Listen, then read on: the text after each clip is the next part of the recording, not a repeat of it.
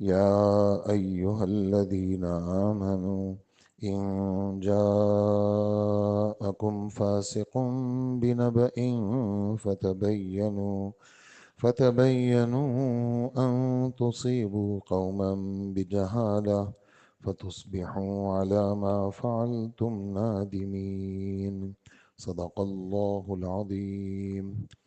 آیت نمبر 6 ہے، سورہ حجرات کی ہے اور 26واں سپارہ ہے۔ آیت کا ترجمہ ہے: ایمان والو، اگر کوئی شریر آدمی تمہارے پاس کوئی خبر لے کے آئے تو اچھی طرح تحقیق کر لیا کرو، کہیں ایسا نہ ہو کہ تم نادانی سے کچھ لوگوں کو نقصان پہنچا بیٹھو اور پھر اپنے کیے پر پچھتاتے رہو۔ یہ آیت نازل ہوئی اور جیسے ایک موضوع پچھلی صورت میں چلا کہ اللہ جل جلالہ نے بعض چیزیں جو نبی کے شان کے خلاف تھی وہ نبی سے سرزد ہونے نہیں دی، اور چونکہ قیامت تک کے لیے اس کا ایک نمونہ پیش کرنا تھا، اور یہ مذہب، یہ قرآن قیامت تک کے لیے ہے، اس لیے اللہ جل جلالہ نے کچھ چیزیں حضرات صحابہ کرام سے ان کو سرزد کیا اور سرزد کر کے قیامت تک کے لیے ایک سبق امت کو دیا۔ مثلا آپ نے آیت کا ترجمہ سن لیا کہ کوئی شریر آدمی، کوئی فاسق آدمی کوئی خبر لے کے آئے تو تحقیق کر لیا کرو، ہاں، فیصلہ مت سنایا کرو جب تک دونوں طرف بات سن نہ لو۔ جیسے حضرت لقمان اپنے بیٹے کو کہتے ہیں کہ کوئی آدمی آئے اور اس کی آنکھ واقعی پھوٹی ہوئی ہو اور وہ تم سے کہے فلانے نے میری یہ آنکھ پھوڑ دی ہے، تو تم فیصلہ مت سناؤ جب تک جس نے پھوڑی ہے اس سے نہ پوچھ لو، کیا پتہ اس نے 2 آنکھیں پھوڑی ہوں، اس نے اس کی دونوں پھوڑ دی ہوں اور تمہیں کہہ رہے میں نے ایک پھوڑی ہے۔ تو جب تک بات کی تہ تک نہ پہنچو فیصلہ مت، کوئی رائے بھی قائم نہیں کرو۔ لوگ رائے قائم کرتے ہیں نا، ابھی آپ نے صورت سنی، اللہ پاک فرماتے ہیں بدگمانیاں مت کرو۔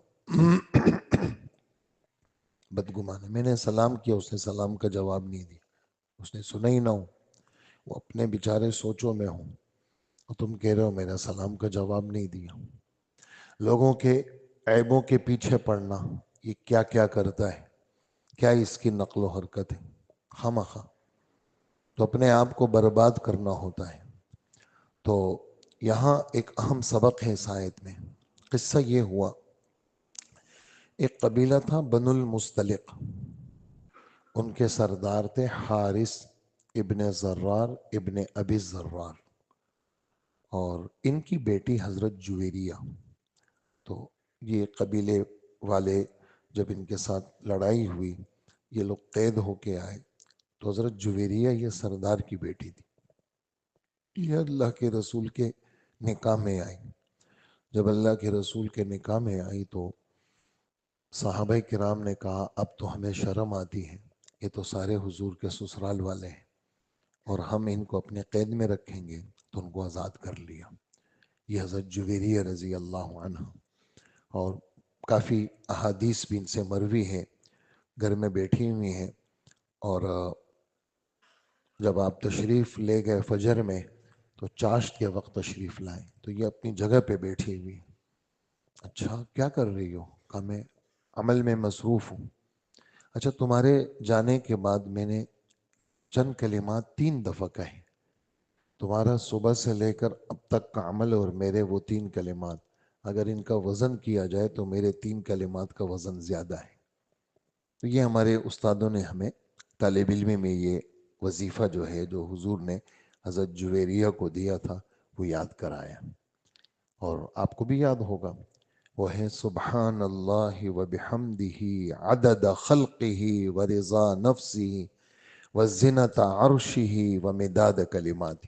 جو ہمارے نمازی مومن کا ہتھیار پابندی سے پڑھتے ہیں اس میں یہ ہے، مومن کا ہتھیار، اللہ کا فضل ہے، مسجد میں ایک مجمع پڑھتا ہے، جو نہیں پڑھتا نہ پڑھے، اس کی مرضی ہے، لیکن جو پڑھتا ہے اس میں یہ موجود ہے، سبحان اللہ وبحمدہ عدد خلقہ ورضا نفسہ وزنۃ عرشہ ومداد کلماتہ۔ یہ 3 دفعہ صبح ہے، اور 3 دفعہ شام میں ہے، صرف صبح بھی پڑھ لے آدمی، یہ بہت وزنی کلمات ہیں۔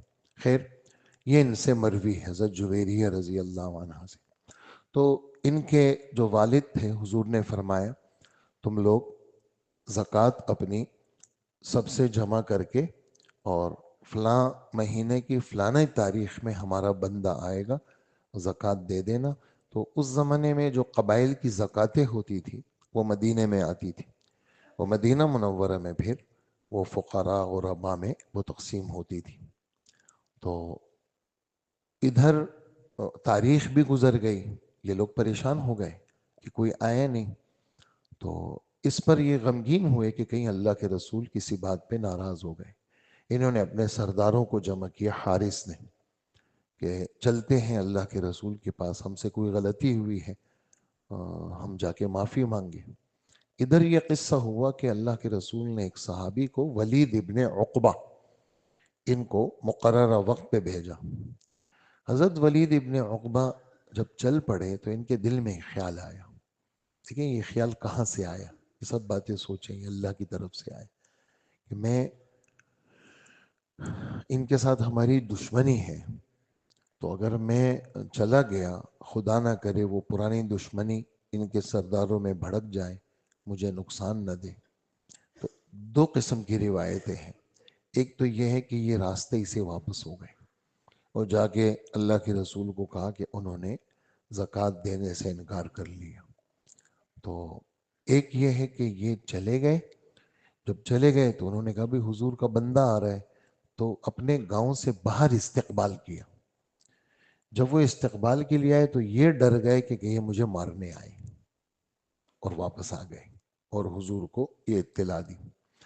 حضور صلی اللہ علیہ وآلہ وسلم نے فیصلہ نہیں کیا، بلکہ کیا کیا، حضرت خالد ابن ولید رضی اللہ عنہ کے ساتھ ایک لشکر کو بھیجا اور فرمایا تم باہر پڑاؤ ڈالنا اور دیکھ لینا کہ اگر وہاں اذان کی آواز آئے اور لوگ مسلمان ہوں تو کچھ کرنا نہیں، اور اگر کوئی اور ہو تو پھر کارروائی کرنا۔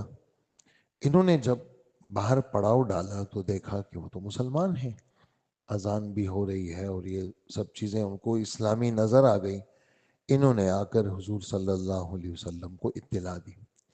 ادھر یہ جب ادھر آئے تو حضور صلی اللہ علیہ وسلم نے ان سے پوچھا کہ کیا ہوا، ہمارا تو بندہ آیا تھا۔ انہوں نے کہا نہیں، اس ذات کی قسم جس نے آپ کو حق دے کر کے بھیجا، آپ کا کوئی بندہ ہمارے پاس نہیں آیا۔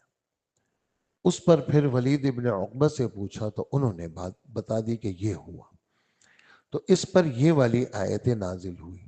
اب اس پر ایک بڑا اشکال ہے، وہ کیا کہ اللہ پاک فرما رہے ہیں کہ ایمان والو تمہارے پاس کوئی فاسق آ جائے، تو صحابہ جو پچھلا بیان آپ نے پچھلے صورت میں سنا، ان کے بارے میں جمہور اہل سنت والجماعت کا متفقہ فیصلہ ہے کہ صحابہ سارے کے سارے عادل، اور صحابہ کرام میں کسی قسم کا کوئی شک شبہ نہیں ہے، ان کی خوبیاں آپ حضرات نے سنی، اور ادھر اللہ جل جلالہ یہ جملہ فرما رہے ہیں، تو دونوں باتوں میں ٹکراؤ ہے۔ تو یہ اعتراض دیگر مفسرین نے وہ اٹھایا ہے، پھر اس کا جواب بھی دیا ہے۔ اعتراض آپ نے سن لیا کہ ایک صحابی رسول کا یہ قصہ آیا، اس پر یہ والی آیت نازل ہوئی، تو صحابی کو اس طرح کا جملہ اللہ پاک نے فرمایا، تو آپ لوگ کیسے کہتے ہیں کہ صحابہ عادل ہیں؟ اس کا جواب یہ ہے کہ اللہ پاک نے نبیوں کو بھیجا معصوم بنا کر کے، فرشتے معصوم، نبی معصوم، بچے معصوم۔ اور معصوم کا ترجمہ کیا ہے؟ نبیوں کے لیے معصوم کا لفظ استعمال ہوتا ہے، معصوم کا مطلب کیا ہے؟ وہ ذات اللہ کی طرف سے جس کو گناہوں سے بچانے کا انتظام کیا ہو۔ معصوم کا ترجمہ کیا ہے؟ بالکل آسان الفاظ ہیں، یہ آپ کو زبانی یاد ہو جائیں گے۔ وہ ذات، ویسے عین سین میم، عصمت، عصمت جو ہے وہ حفاظت اور بچاؤ کے معنی میں آتا ہے۔ معصوم وہ شخصیت جس کو اللہ کی طرف سے بچانے کا انتظام ہوا ہو کہ وہ گناہ نہیں کرے گا۔ تو یہ تو انبیاء علیہ السلام ہے کہ انبیاء علیہ السلام معصوم ہیں. صحابہ کرام محفوظ تو ہے، معصوم نہیں ہے. اللہ نے حفاظت تو کی ہے لیکن معصوم نہیں ہے. یعنی ایسا نہیں ہو سکتا کسی صحابی سے گناہ نہیں ہو سکتا. ہاں، اس بات پر سارے کے سارے متفق ہے. بہت قیمتی جملہ ہے یہ، بالکل ایسا پکا یاد کرنا ہے کہ زندگی بھر آپ سے نہ بھولے. اس بات پر کہ کسی صحابی سے گناہ تو ہو سکتا ہے لیکن کوئی صحابی گناہ پر ٹھہر نہیں سکتا جب تک کہ وہ توبہ کر کے اپنے آپ کو پاک نہ کر لے. صحابی سے گناہ ہو سکتا ہے. حضرت معاذ رضی اللہ عنہ، ان سے گناہ ہو گیا، سنساری تک بات پہنچ گئی، سب چیزیں ثابت ہو گئی، سنسار بھی ہو گئے، اور کسی نے ایک دو جملے بھی ان کی سنساری کے بعد کہے تو حضور نے سن لیے، کہا کچھ نہیں. تو گزر رہے ہیں، سامنے ایک مرا ہوا گدھا پڑا تھا جو پھولا ہوا تھا. ان کو بلایا، ادھر آؤ، یہ سامنے گدھے کا گوشت کھا لو. اللہ کے رسول، ہم مسلمان گدھے کا گوشت کھا لیں؟ ہاں ہاں کھا لو، چلو. اللہ کے رسول، ہم کیسے کھائیں؟ فرمائے تم نے اپنے بھائی کے بارے میں بھی کیا کہا؟ تمہیں شرم نہیں آئی؟ تمہیں پتہ ہے کہ وہ سنسار تو ہو گئے ہیں لیکن اس وقت وہ جنت کی نہروں میں غوطے لگا رہے ہیں. یہ سب مستند کتابوں میں یہ حدیث ہے. اور سن لو، انہوں نے ایسی توبہ کی ہے کہ اگر روئے زمین پر سارے گناہ گاروں پہ تقسیم ہو جائے، اللہ جل جلالہ سب کی مغفرت کر لے. یہ ہے، صحابی سے گناہ ہو سکتا ہے لیکن گناہ پہ ٹھہر نہیں سکتے. ایسا نہیں ہو. وجہ؟ اب آپ کہیں گے یہ کیا وجہ؟ جواب: رضی اللہ عنہم، اللہ صحابہ سے راضی ہو گیا. یہ جو رضا والی صفت ہے یہ اللہ کی صفت ہے. رضا والی جو صفت ہے یہ اللہ کی صفت ہے، اور یہ قدیم صفت ہے. اللہ کی جتنی صفات ہیں جدید نہیں ہے، ابھی ابھی ہو رہے ہیں، نہیں.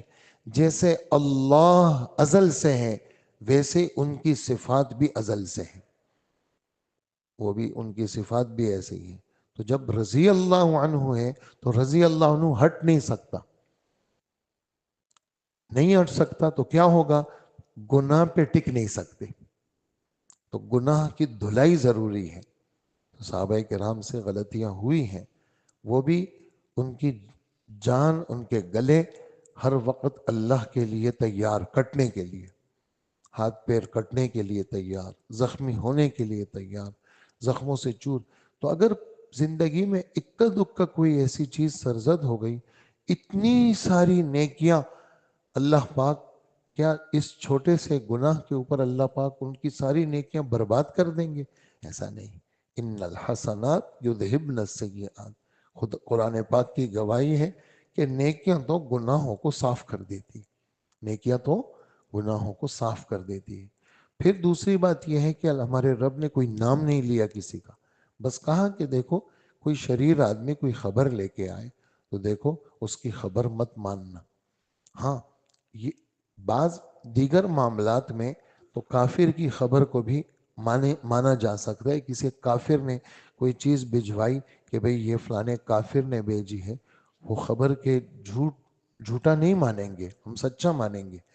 لیکن یہ جو اس قسم کی چیزیں ہوتی ہیں کسی کو ضرر والی، تو وہاں پر کسی فاسق کی خبر یا شہادت وہ کسی صورت میں قابل قبول نہیں ہوتی.